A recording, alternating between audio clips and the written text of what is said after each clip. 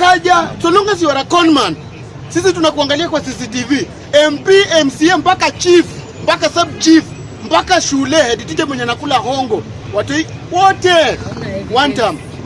Mgodhe, mimi niko na swali. Ask me. Sema ni con man, tuliona Sakaja kuna time alikuwa anataka kuimpeachiwa. Alisaidiwa na Raila. Na Raila, very good. Raila alimsaidia. Unaona Raila alimsaidia ama Raila alijengwa kaka? Raila alimsaidia because Sakaja, unajua governor Nairobi iko na pesa. Najua mzee ni mtu wa handout. Mzee bora umempatia tu kidogo, zero pressure, anakanyagia hiyo mambo. So alikanyagia mambo akarelax akachini. Na akasema weka tu kwanza. Juu angeenda. Sakaja sasa angekuwa home kama nani na Sonko. Angeenda. Haya, sasa tukitoka huko, kuna hii yenye na trend saa hii ya Gachagua na Kioni, Jeremiah Kioni unamjua.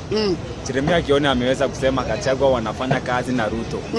Sijui kama wewe unaweza sema aje kama mfuasi. Unajua serikali linakuja 2027. Story na Kioni, sisi tunajua Uhuru Kenyatta ako one term. Raila Odinga ako one term. Rigathi Gachagua ako one term. Kalonzo Musyoka ako one term. Martha Karua ako one term. So, ni nani unataka kuniambia ako two term? Ruto kwani amesema peke yake? Haoni kila mtu sasa anataka kiti. So we wait for it. 2027 mimi najua Jubilee tuko nayo pamoja DCP na tunaenda kusimamisha mtu mmoja, Wiper tuko pamoja, wale na Tembea tuko pamoja, Matiang'i tuko pamoja. So, Ruto is alone. He's a lone man with a lone long. Lakini ukisema hivyo tunaona Raila kwa government. Raila kwa government doesn't win issue. Huyu msasi ni pesa tu. Na Uhuru ndio mwenye nusu ya hii Kenya ni Uhuru Kenyatta. Wote tatunulia tu mzee atuwekee kitu kidogo alafu akuje namna hii pande. So, kuna uwezekano Raila na Ruto tukifika 2027 hawatakuwa pamoja.